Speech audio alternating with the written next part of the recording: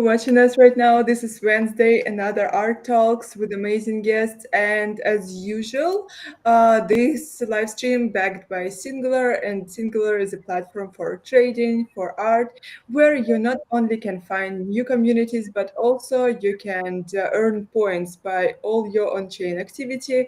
Because yeah, that's how it's working. Also, Singular recently partnered with Hyper EVM, and we're excited about new trading opportunities there. So can't wait for the update. And today we, as usual, have a singular team on the live stream. It's Talf. Talf, hi, how are you? Yo, how are you guys? Sorry, slightly dying here, but yeah, meeting all the OGs. I've known these two since 2021. Some great guys, and looking forward to this conversation. Yeah, same here. Okay, guys. Hi, Mark. At first, I'm super excited about this meeting today because it's our first time we talk with each other, and I already know like a lot of my guys. They were writing, in the comments like, "Oh, we know Mark. He's actually like collecting art of our friends and everything." So, hi, super Yeah, super happy to see yeah, yeah. I've had a couple of different incarnations, and these guys have been there for most of them. And currently, I think I did a survey, and kind of 40% of my followers are Iranian artists for some reason. So that's a whole new, and generally minting and listing on the test chain. So big shout out to all my friends. But just today, because I was reminded of the old days, I put a post up which has a picture which we can talk about later, which was the bane of Rob's life, because it was a free mint which was meant to run for 24 hours. After like 12 hours, 15,000 of them had been minted. People were just you. sitting doing repeated key presses, and Nifty Gateway said, "Okay, let's call a halt. This is we're getting flooded by Ozymandias." But good times, and hopefully they'll come back. There's a bit of a breeze afoot and some fresh shoots of growth in the NFT market lately.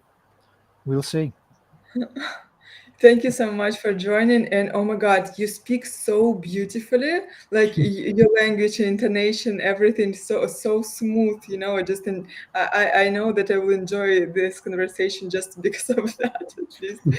And yeah, Rob, hi to you. And yeah, super excited to know more about your journey. I already know, and I think it's super useful to be shared with the audience as well, because I think your way is truly incredible in the art space. Hi, how are you today?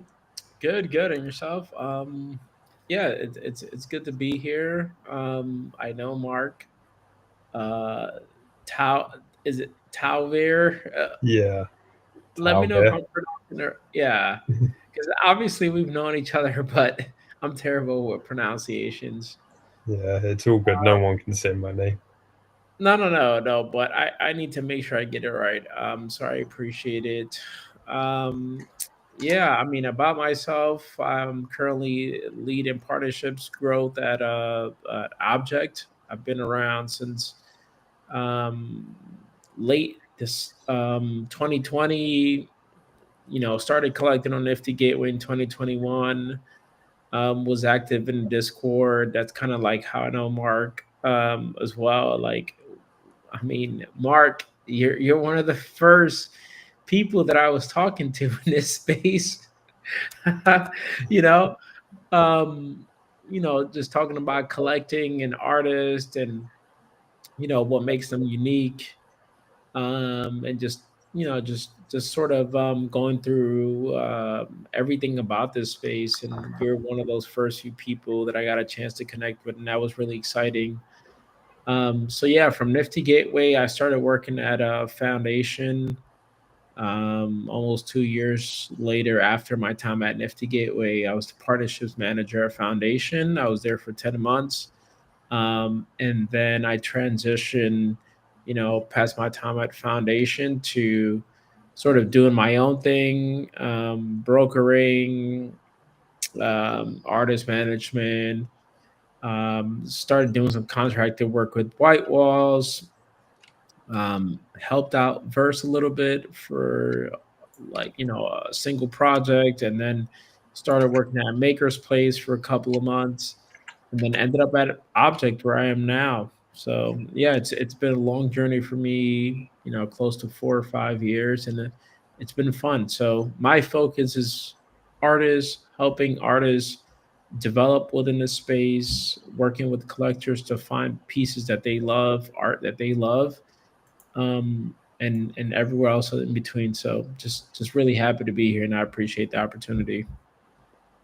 Same here. Guys, actually, I'm super excited about this conversation today. And I already sent you a link, and please repost, as I said before. But I wanted to tell you a story as well, and we'll be happy to discuss it with you. Yeah. That, I studied at fashion design, and I remember when I just, entered, like, your first meeting with the teachers and everything, like presenting themselves, like telling about how we will be studying, like what lessons will be there and everything. And they say to us, like, guys, like you are here all now. You want to be a fashion designers, right? And we like, like 200 people, like, yeah. And they're like, that you not every one of you become a fashion designers, only like three people maximum. And we're like, no, we all become fashion designers. And they're like, no, no, no, our task is to show you that like, we have like fashion design and a lot of professions there are other, like you can work this and this and this. And if you want to, yeah, connect your life with fashion, it doesn't mean that you will be work here like exactly in designing. Right. And we was so, against this task at first. We all like, maybe you will be working somewhere else, but I will be a fashion designer.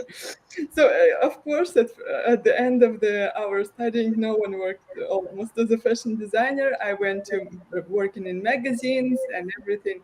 So it will be interesting. It was interesting as well. So you the same, right? You connected with art. And it will be interesting to talk about your way, that like, did you want some, did you like dream to be an artist someday, and it like turned your life in like another side, maybe, that you're working right now with art, not as an artist, and how it was for you? Well, I think you've shown the right kind of flexibility. That the first course is not always the final course. So, Mm. so I sort of I started out actually I started out trying to mint NFTs when there was a big boom. I think, like a lot of people, I got in just after the Beeple $60 million sale, and I've always been more of a writer than a visual artist. So I tried minting little haikus and literary NFTs, Oh, posting them wow. on OpenSea. I don't think anyone was ready for that. Maybe they Yeah. still aren't. And anyway, I got kind of sucked into the ecosystem and started actually buying in March 2021, buying the first few NFTs on Nifty Gateway. And then AI came along, and I found that being able to use words meant I could produce pictures. So AI at every stage over the last 3 years has enabled me to punch above my weight. I have no kind of hand-eye coordination, but suddenly I could describe a picture and get it generated. And because I was reasonably early into that thing, people wanted to buy them.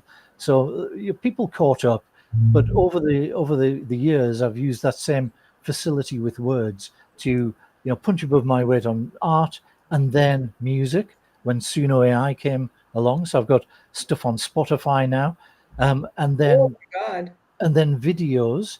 And now the latest one is AI coding assistants. What we're doing, a friend of mine said we went to a Manus AI presentation on agentic coding, and he said um, ideas are the new currency because execution is taken care of.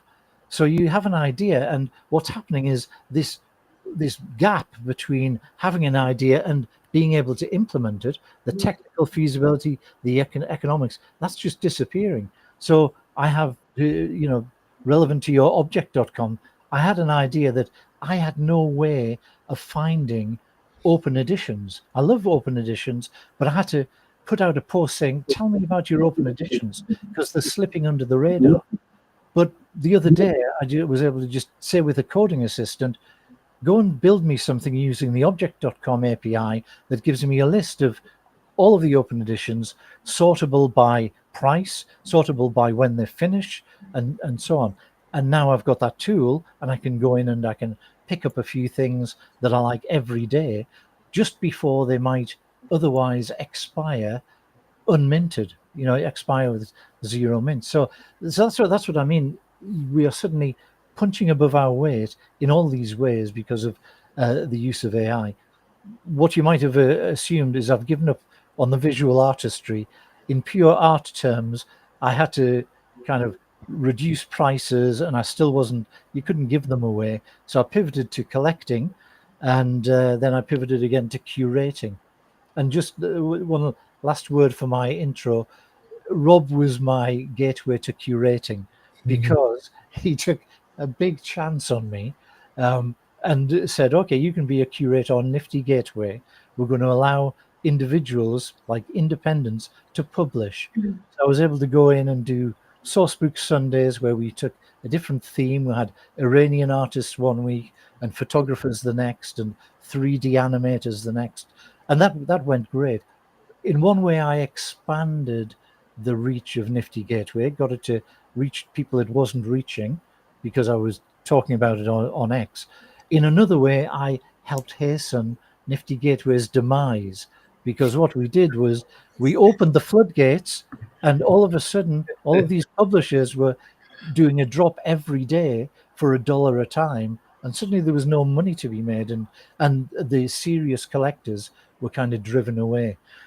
Nifty Gateway has closed down the publication thing, decided it's going to go back to being select. It's lost a lot of the people who were interested in it, but they were glorious days while we were riding that curve up to total mayhem with like 100 drops every day, and then down the other side. So I have to say a big thanks to Rob for taking a chance, even though it didn't always go smoothly with how the implementation went. Yeah. Yeah. I was gonna say, like, them days were crazy. Like, we were seeing so many random drops, but it was fun. Like, just filtering through everything to find, yeah, absolute carnage. I'm Yeah. so jealous. I believe like was the funniest time ever. Yeah. Good times. Good times. There's a lot happening. Um, I think people were understanding, sort of like digital ownership, and then there's the speculation side of it. And artists were still trying to gain their ground. Curators who are trying to become prominent in the space and also like gain their footing. Yeah, it was a great time. It was a great time.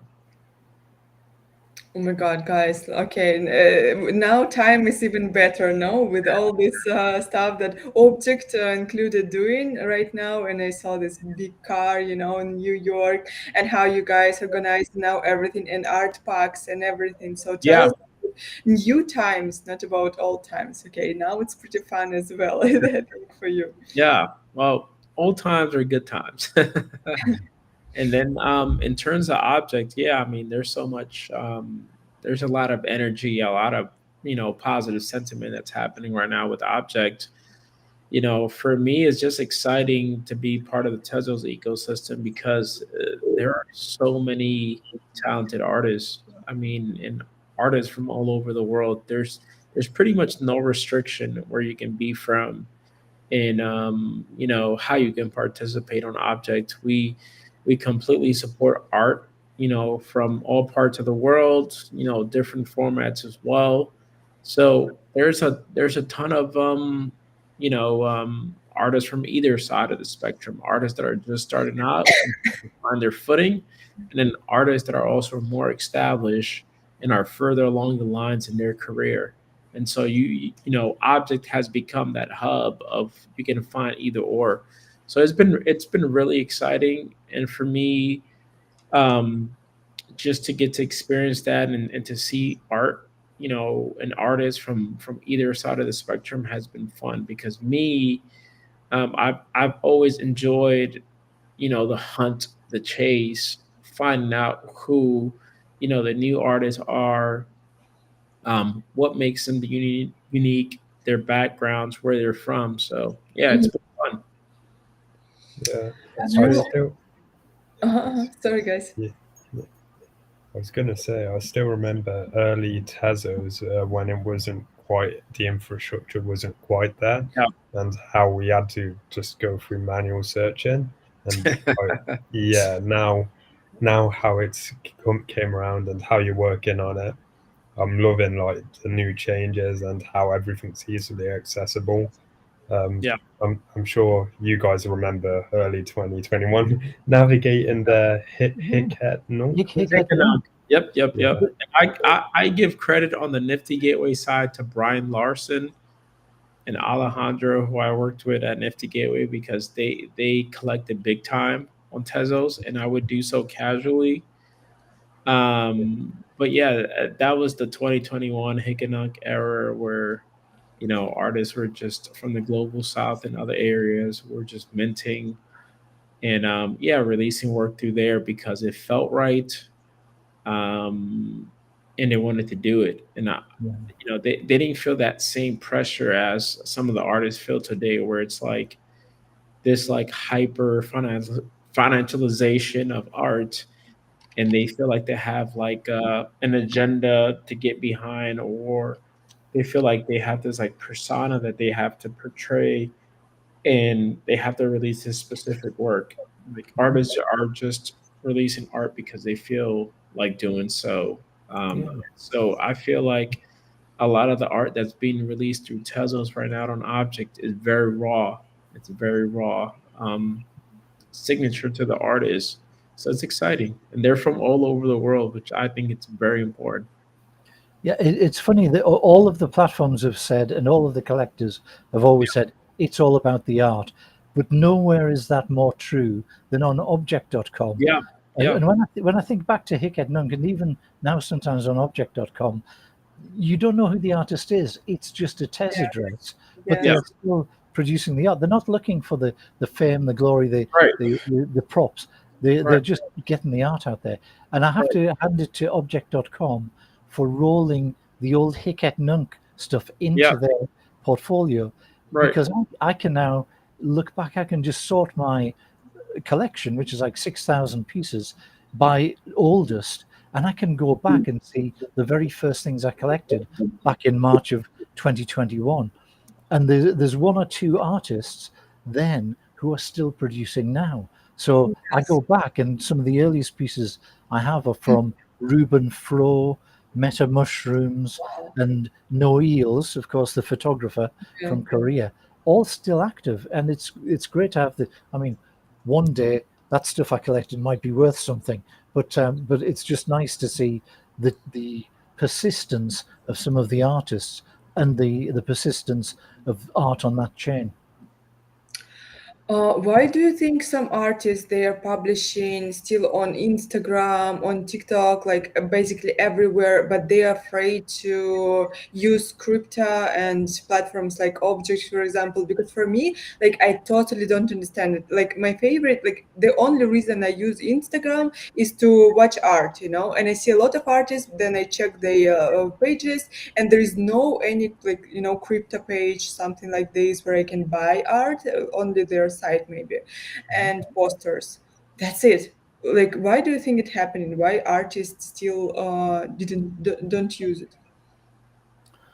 Well, it's just they're motivated by the pure art and sharing it. Think about Beeple. He was like, I don't Yeah, know if it was like 20 years. It was certainly over 10 years. He was producing art and putting it out on Instagram or wherever every day, without any thought of commercializing it. And then obviously, he got a certain percentage or certain portion of his work he started to put out as NFTs, and the rest is history. But he's still creating every day, just for the love of doing the art and sharing it with people. And I think that's a lot of people's motivation. A lot of people don't need the money. You know, there is a real divide between the people who have the luxury of not having to depend on art to Yeah. put food on the table, and a lot of people I'm in contact with who this is the only effective way they do have of putting food on the table sometimes. Which is you think more like correct, like right, for the artist and for quality? Because I read the book Breakfast at Sotheby's, and like absolutely brilliant book, I really liked it. And they said like the more artists suffering, the more the art appreciated in the space.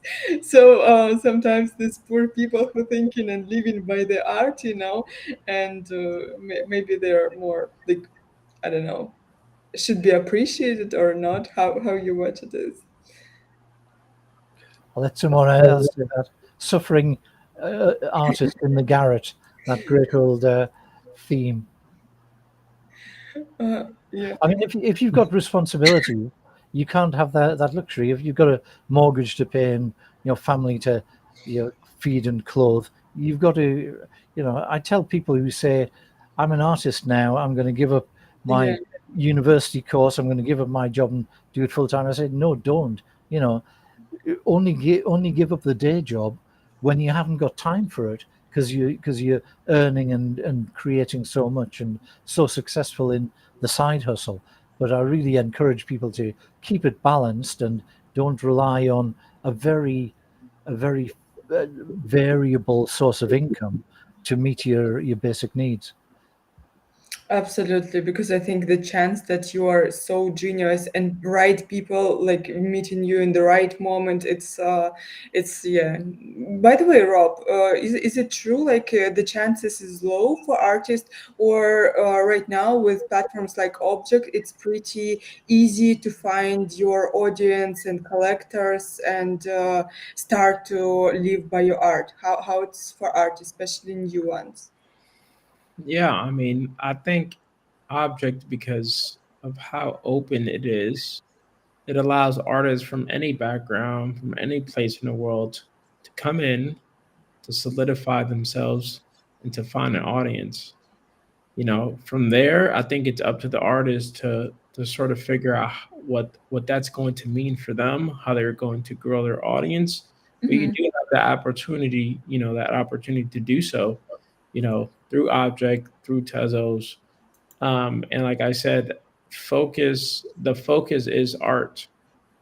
Even myself, when I look through the marketplace, which I look through every single day, and the way I filter through it, I don't care about the artist's name initially. I'm looking at the art first, and I know there are other artists within Object as well, that look at art first.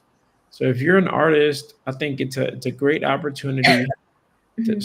to utilize it as a like your launch pad, to solidify yourself, get work out there, figure out who you are, what your style is, what you stand for, the narrative that you want to or at least get behind.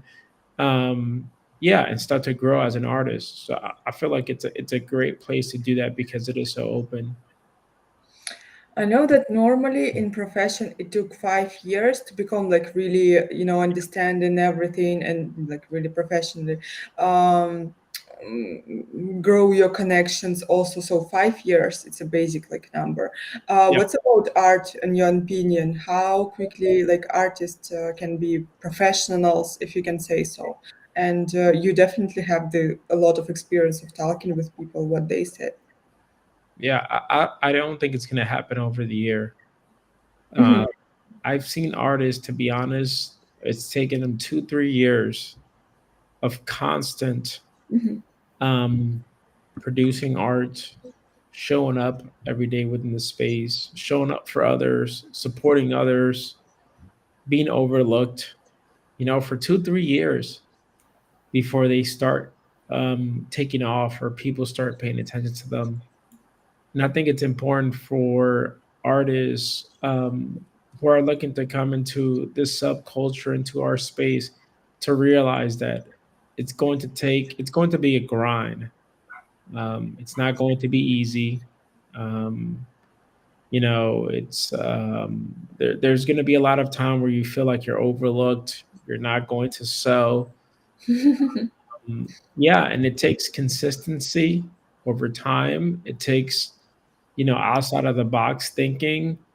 Also, I think it's important to think outside of yourself, and consider others, um, and how to remain like relevant outside of having to sell yourself every day. Because I see artists that you go through their feed and all they're doing is just shilling their art every single day. Yes, And Yeah, I'm like, come yeah, on, like yeah, you're not adding to the conversation, you're not supporting others, it's just about you.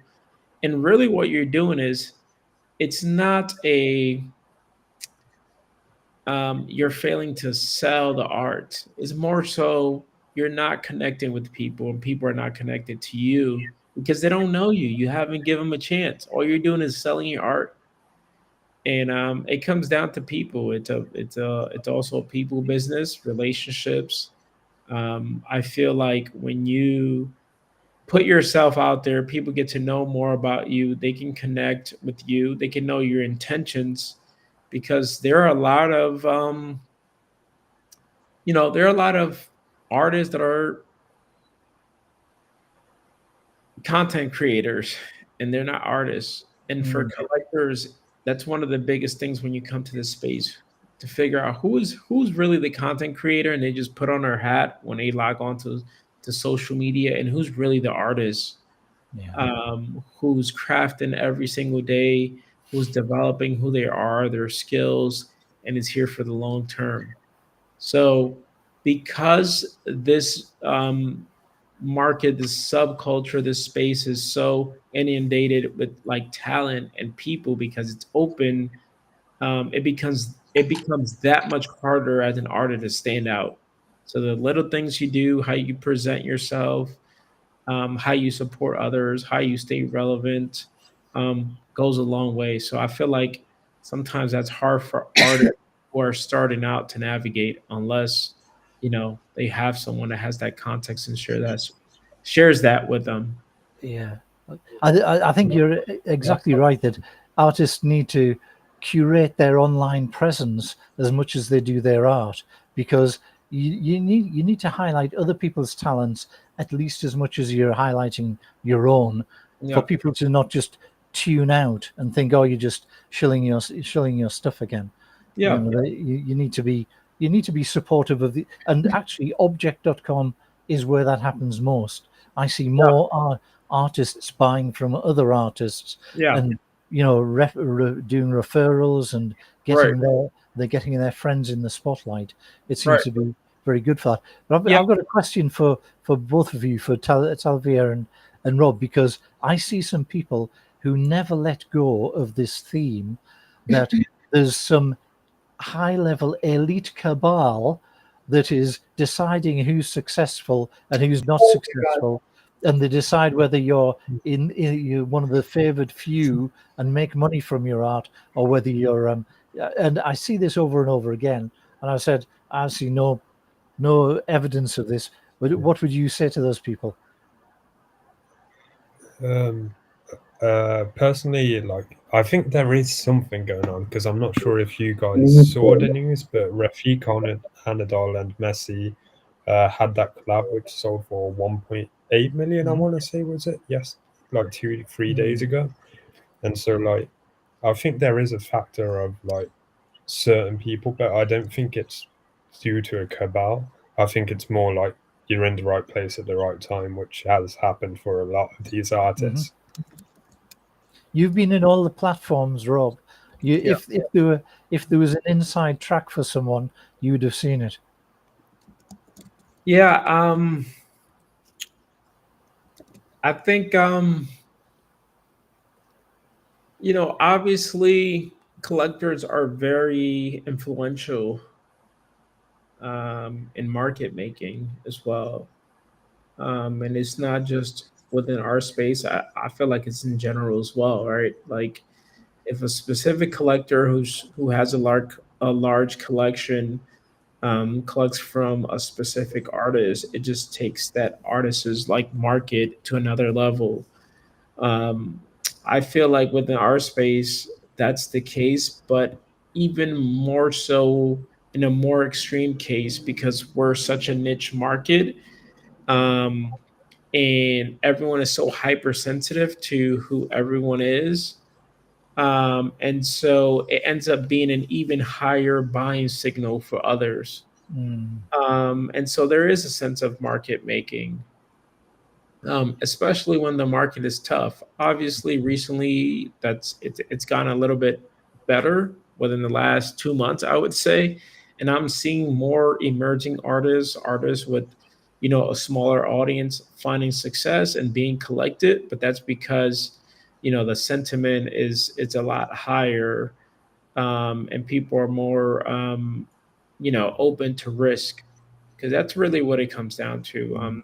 mm, As much as we want to say it's about art, personally, I love it, and it is the case. But to some investors, especially on a higher, well, collectors on the higher end, they see it as an investment, and so they think about risk management.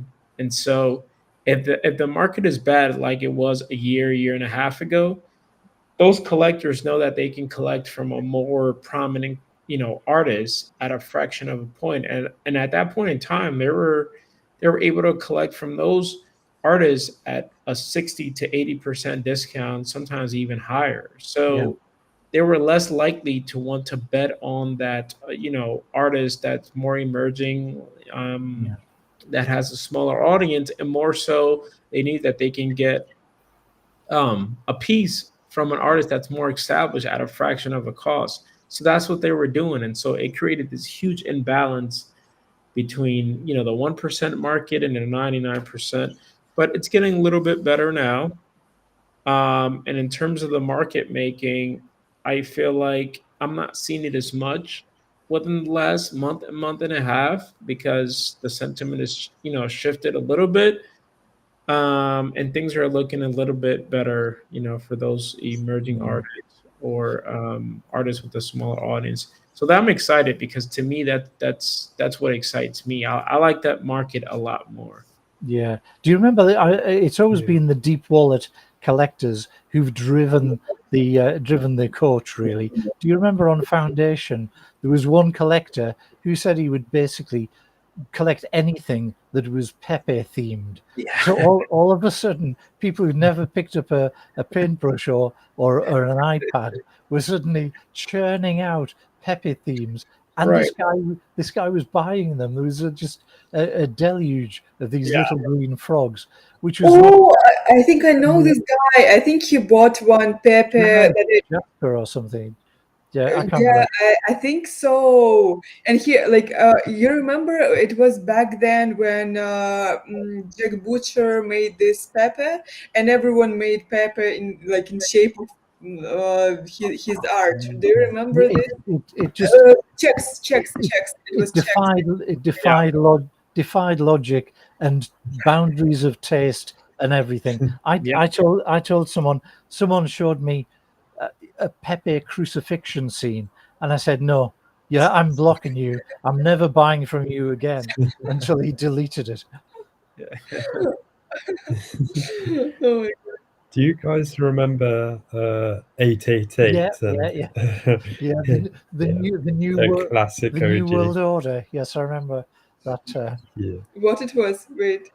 he was uh, he was basically a big collector back in the day, and so he'd buy a lot of artists' works, and yeah, he'd have some crazy demands. I'm not Rob. You must have dealt with him What working was there it a again? It few was, times. 888. He had a big bust up with oh, yes, yes, Mr. yes, of Gabriel. course, of course. I mean, come on now. And I feel like we need the drama. yeah, I still think I think the club might still be around, right? It is, yeah. I think the inner Yeah, the inner circle is circle. Yes, exactly. doing things. Yeah. I tell you who's still around and quite active, but he's Yeah. on runes. Do you remember CL7? Yes, yes, absolutely. I was just chatting with him He, yesterday, by he's the got way. he's got he's got more of my Ozymandias than anyone else. He went. in the secondary market and bought up thousands of them. So he's my favorite forever. He's still around, but he's doing some rune projects on the Bitcoin on inscriptions. That's interesting. Hmm. Yeah. Oh, but So do you? yeah, yeah, sorry. I was curious. Do you guys keep close connections with your older contacts now? I guess everyone's doing their own things. Like, how do you manage your relations in Web3? I'm in touch with a lot of the artists. You know, people who dropped on Nifty Gateway. I'm talking to daily, like Beatrice and Sean out and about, who were on the photography side. I've lost touch with some of the Iranian female artists. Others I keep in touch with pretty regularly. But you know, it's like seeing a friendly face in a crowd. The majority of my followers, as I said, have shifted eastwards, basically to India, Turkey, Iran. Yeah, for me, I mean, a few, not as much as I would like, to be honest. Like Mark, last time we saw each other was 2 years ago at NFT Paris, That's right. and that was amazing. And I can't believe it's been 2 years since we last chatted. Yeah. But that's how it works sometimes. In terms of some of the Nifty Gateway people, like during NFT NYC, I saw Greg. I saw uh, someone else from the team as well, and I'll see people here and there as well from the community. Sergito, CL7, I was talking to yesterday. Um, you know, Trevor Jones, I chatted with recently. Miss Al Simpson, I was talking to recently as well. So from time to time, not as much as I would like to, but I just feel like everyone's kind of gone in their own direction as well. And Nifty Gateway now is pretty much closed off. They've changed their model to a studio where they only do but so many releases a year. And hats off to them. I mean, they did the Masquerade with Sam Spratt, and that was absolutely amazing. So I know they've had to pivot and just to the market as well. So, and I know a couple of the people there. So I commend them. Tip my hats off to them. And yeah, I wish I could keep more in tune with the people from Nifty Gateway, but I'm pretty sure they also closed their The disc. close to disco. I mean, that, Yeah, that was so we couldn't. that was a I miss those seismic days. shift, a seismic shift when the Nifty Gateway Right, Discord closed, and you didn't have that guy right, popping up to say right, when Summer Slam every five right, minutes. right. Remember SummerSlam? Yeah, Nifty Gateway, man. That was. Guys, I can't anymore. I don't know. I have no idea what you're talking about. I'm, I'm sorry. Newcomer alert, No, newcomer no. alert. I will turn conversation in another way because I can't, and people who watching us too. Guys, the question, because you, Mark, you touched many times this topic with Iranian artists right now, and that's the very good topic to discuss. Like you as people who collect in art all the time, like from what country, maybe from what gender, if you can say so, you see the most interest in art? Is it women doing right now more progressive, I don't know, more interest in art, or it's men like tell me about this because I don't have like enough material to say, like, to advise. It's a big leveler. I very often don't know the gender of the person or their country until a long time after I've started buying from them, and then they'll pop up in some women's week or something like that now, or they'll be specially featured as Iranian artists. I only know in broad scope because I did a survey the other day and I said, tell me where you're from, Iran, Turkey, India, or somewhere else, and 40% were from Iran. So I think it's a. I have a feeling. I asked the question: Mhm. are people drawn to different themes? Because my sense is that I see a lot of pretty women surrounded by flowers that I assume are painted by women, and then I see cyberscapes and like dark art, and I assume that they are men, or glitch art. I don't think there's too many women doing glitch art, um, but these are just assumptions. It's just it's like Rob says, you look at it and the art speaks to you, and Mhm. the person behind it kind of comes along afterwards. After a while, you say, "Oh, this is like that." You start to see the signature, and I like it when someone has a real distinctive style where you could spot their work in a crowded gallery straight away and say, "Oh, this is a Morgano, or this is a Pantia, or something," because it shows that they're putting something of themselves into the work, and they're creating a body of work.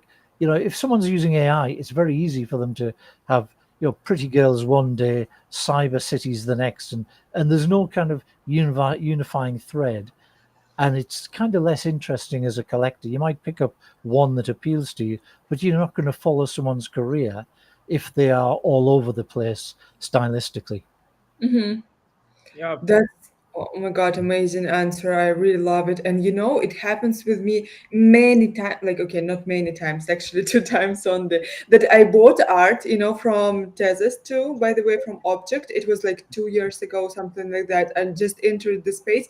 And I don't even remember how I found Tezos and Object, to be honest. I just started to collect in some art and started to have conversation with people also, from who are collecting art. They wrote to me, and I was sure two times it was the same, that I'm purchasing art from girls, from one. I had the feeling that it's 12 years old girl, because the way like they talked and everything. It's turned out it's a 35 years old guy, and we're like super close friends right now. So I'm Mhm. super agree with you. The beauty of the art, that just touch the soul of a person maybe, and not exactly who they are in the physical world, if you can say Mhm. so, right? You Yeah. touch the core of the person, and that's beautiful take. So thank you so much. And Rob, what about you? What's your observation? Because you not only like purchasing art online and everything, you working with these people and you meeting them IRL as well. How it's for you?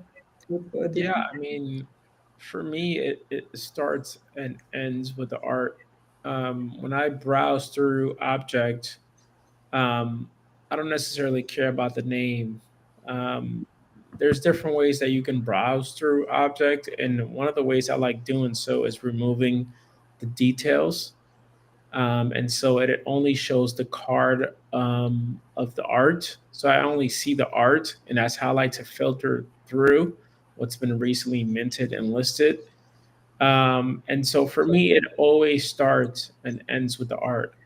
After I like something, and then I'll look at the artist profile just to see um, the body of work, what they've minted, to see if I see any consistency or explorations or differences in styles or sort of like what they're doing, and just to try to get a sense of who the artist is. After that, I'll check the socials just to make sure, just going through the vetting process, because they are copy mentors and people that especially with AI, that like to recreate works based off of someone else's um, artwork and art style as well. So I like to be mindful of that. And so I'll go through their social media profiles, whether Instagram or X or somewhere else, or if they have um, uh, a dedicated website that also stands out. But with Object, the beautiful thing is that we're completely open, so you get artists from all over the world, and I absolutely love that. Because But who is the leader? Who is the leader right now? in terms of what? In terms of A presence in art sphere, yeah. sorry, in terms of what? Presents in art field, like do we have some, like Mark said, like more people from Iran, let's say so, or something like that, Yeah. that's interesting. Well, I'll say this: like Tezos, especially Hikanong days. A lot of the artists were from the global south. So you saw a lot of those artists, and then now, I mean, it's expanded way beyond that. So you're getting artists from, like one of our biggest markets is like, Turkey, Mm, that area for object. Obviously, the United States, and then the UK, and then like Brazil, mm, and other countries. But Turkey, Dubai are some other areas that we have a large sort of audience from. So that's the great thing about it because obviously aside from Object, you have some other platforms like Foundation, which they've sort of changed their positioning and their business. There are very few other platforms that artists can sort of start and begin their journey and solidify themselves. So I feel like Object has become that hub where artists can come in no matter where you're from, and establish yourself. And for me, that's exciting. I'm less excited about the curated platforms because a lot of the artists that they feature and they work with, I already know, and I'm less excited about. Yeah, yeah. It's amazing how Super Rare has managed to keep that selectivity, and it's like you see the same faces, same Yeah, sort of prices, yeah. and very little activity. You go on there and there's one or two auctions going at a time. It's definitely not got the vibrancy that somewhere like Object has. All it's got is the exclusivity, and I say that without rancor, despite having been excluded from their curation process a couple of times. mhm. I just guys, I'm just asking it, because it's so interesting how like politics and everything affected on the artists. And when I was studying fashion design, and remember we had these trend books, super expensive they were. We ordered it from US, and in these trend books we had like predictions for 10 years, what will be popular and what not, and it's all pretty like on point, like that ecology will be the biggest topic, like geopolitics again, like flowers still, because everyone wants to be like in a great mood, and everything. So do we have the same in art field? Do you see some trends, and do you have like like these prediction trend books for the art? It's more for Rob, I think, this question, isn't Um, I don't necessarily see trends happening, but I'll tell you what, I'll call out two things that I would love to see. it? Hmm. I would love to see photography have its point, have its Yeah. moment within Web3, because personally, I love photography. There's something about it that I gravitate towards.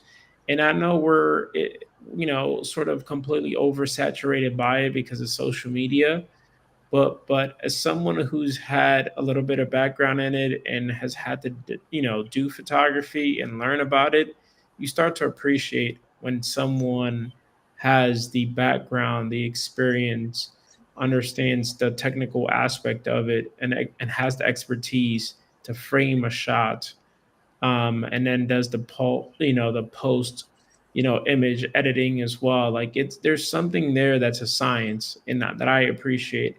So I'm excited for when photography has its moment and is equally respected. And the other thing is, Mark, we probably saw this in the 2022 era, but motion and 3D design was like selling at a premium during that time. And I Yeah, feel like it's not as much respected nowadays as it used to be. Like if an artist, had 3D animation like in 2021, it was like, man, this is completely separate from the static images. This is above and beyond. This is someone with expertise, that has technique and that has knowledge. And so I'm going to pay a premium for this, but I don't feel the same way. I don't think the market feels the same way about that as they did in 2021. yeah, So I'm looking forward to that also being equally respected, moving forward, because that does, to me, take a different set of skills, and it's not as easy as people think it is. And so I'm looking for those two moments: photography 3D animation to sort of also have their moment and be equally respected as other categories. Yeah, and 3D animation has always been my favorite genre, and Yeah, you're right. It doesn't get the right, attention it needs. right. Yeah, It's changed. there's some great artists that Yes, I've followed, and some of them have had to stop and go off and right. do a day job because It's a shame. they're just not getting the Right. traction. The other thing that I like that Object.com particularly supports is I think we're going to see more built in kind of automation and tricks like Love from Gaia, who's been someone I've followed for a long time, just did a featured uh, a collection on Mm-hmm, Object, and hmm. each one of the things in that collection, um, there are sliders. So you pull the thing up, and it's generative art where you can tweak the sliders and make changes to the representation of the picture on screen, and it's kind of vegetation and flower Hmm. themes, but you have a lot of things you can do. The other person to really look at for experimentation and taking Object.com technology to the max is David P. Oxley, who's a big friend of Trevor Jones from up in Edinburgh. And Hmm. I've bought some amazing things from him, things which had whole games embedded in them, and which had, which embedded. He's got bubbles floating around, and they access your webcam, so you see yourself in the bubble.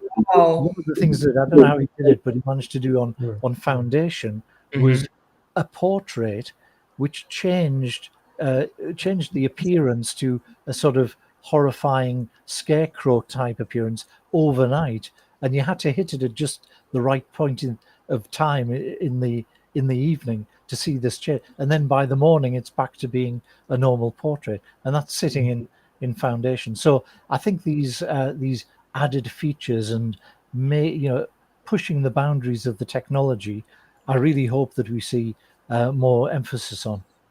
Hmm.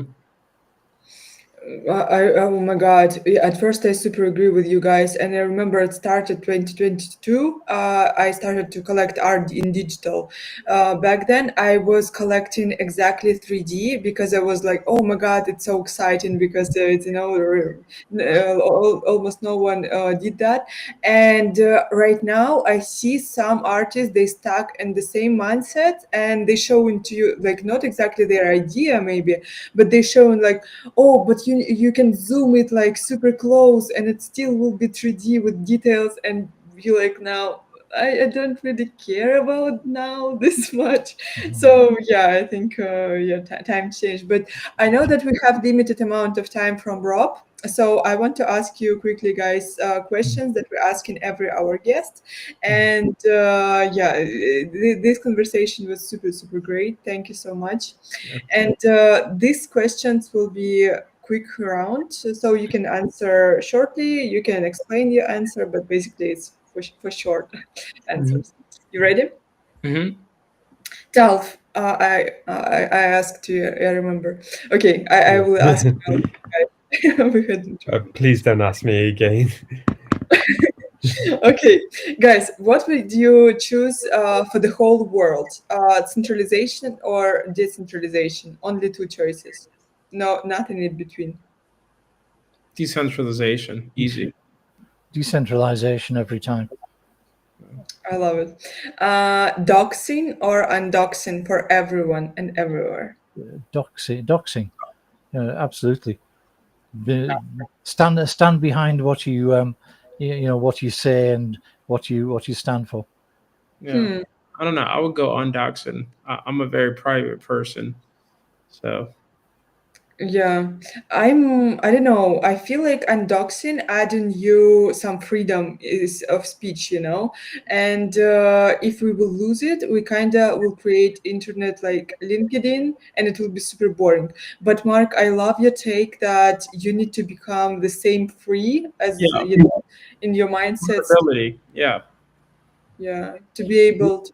Yeah. Yeah, and the centralization thing is just because, and this isn't just, we're not just talking about NFTs here. I don't trust the people who have the levers of power at the moment. I want the maximum, technology enabled true democracy over everything, and power back to the people, however it takes. I agree with you. Like we all, I think, here for the same reason. Okay, my next question is what would you say about what you would like to talk with Satoshi Nakamoto if you would meet him in person? And maybe what would you ask from him? Time travel. I would ask him, was it all worth it? Mhm. I would just want. I would just need his private key. That's all. What's your C phrase? Damn, Mark, you're a lot smarter than me. But besides that, beside the key, do you have that like would like to talk about something with him? I like this. I have this imaginative fancy where actually Toshio Nakamoto has to be a time traveler, and and he dropped it. He sort of set it all going back then, and as soon as it hits 1 million per Bitcoin, he kind of turns up and cashes out. Oh my god, that's brilliant! I love it. That'll happen, by the way. I really believe it'll go to $1 million one Oh, day. that's Absolutely. nailed on, nailed Absolutely. on. Absolutely. Because there are more than 21 million millionaires in the world, and they can't even now they can't have one Bitcoin each. So just scarcity, pure scarcity is, as long as the protocol holds together. I think it'll go to 1 million very quickly. We hope so. We all hope so. And guys, like next one is I just watching at time and Rob, I hope you find right now. But another I've three got one minutes. more in me. Got Another one more. Got one more. two. I have on the two. Like, who do you think Satoshi Nakamoto from one country? We had so many like interesting opinions. I will tell you my favorite later. Yeah. Country? Country, yes. Who is this person? Is it like many people or it's like No, I actually several people. It's a group. So Yeah, it might be a group. yeah, Could be a group. that's what I see. I feel like it's not one person. It's two person. I feel like it's several people. Um, and so that's why we can't necessarily nail down one person. Um, yeah, so I feel like it's a group. It's a really core group of people. Um, and yeah, it was a fun experiment, and everyone is just kind of doing their own thing Yeah, now. So I mean, there's a fairly compelling story about the guy who was the real Satoshi, currently being in jail for lots of abhorrent crimes. But I prefer to think of something imaginative like it's Elon Musk who, like, in 20 years' time, perfects time travel and goes back and back to my original thing. Could we just mention this Mad Simon has put a little question on whether we see an increase of submissions now with AI. The answer is yes. It's like crazy. There's been a crazy flood of AI artistic creations, and it's a bit of both. In answer to his questions, really creative people do come in who just don't have the hand to eye coordination and make very impressive stuff, but also people can get an existing popular theme and just churn out lots of things with different seed numbers, and it all looks pretty much the same. It's kind of got, some AI has tended towards the boring end, and you can quickly tell when people are putting some of their own creativity into the manufacture. I just thought right now while you're that it's actually a great thing that it can be AI who created Bitcoin, mixed with the theory that someone back in time. And imagine if it could be AI also. And now we're creating everything. We could have a whole other hour or two on AI directions. That's Guys, I'm sorry, I have to yeah, hop off. I really appreciate it. Mark has Yeah, been it's been great amazing. to see you again. Talbert been amazing. Ira, I greatly appreciate you same here. in this show and everything that you're doing. I'm a big fan. I'm a big Thank you so fan of much, and you I appreciate too. you Bye guys. bye. Have a great day. You guys have a good one. Bye Yeah. bye. Thanks, Sam. Guys, truly, truly awesome conversation, Mark. I really love so many, points of view, and also, about theories that I heard about Satoshi Nakamoto. The most interesting for me was that it's X copy. It can be X copy because he's, Yeah. also super mysterious. What do you think about him? About who? Sorry, X copy, X copy. X copy Yeah, has been Yeah. Satoshi. I yeah. you'll have to take that, Salvia. I haven't. I know nothing about X copy. You've probably met him in the flesh because he's kicking around in London, isn't he? Yeah, he's London based. I've never actually met him. Spoke to him once online, but other Oh, than that, real. So he existing. He is a real yeah, person. yeah, he's a person. Well, I think so. Amazing. X copy's actually a source book. I don't know if you heard that before. Yeah. No. So I wish I'd be calling in from the Riviera if I was actually X copy. Mark, it was such a great conversation, and you know what? That art talks, it's an open stage always. So if you will see some guests that you want to connect with, and you want to jump next Wednesday to talk with us again about art and everything, please feel free to tell us. We will be like super happy to see you once again. And next episodes will be with amazing guests. I just promise they all superstars, and it will be super interesting. So yeah, we'll be happy to see. I will certainly try to jump in with the audience. Okay. Thank you very much Yeah. for hosting, and thanks for the invite, Talvia. No worries, Mark. Hopefully we catch up again soon. Okay. Talk to you soon. Bye. Bye. Bye Bye. bye, guys.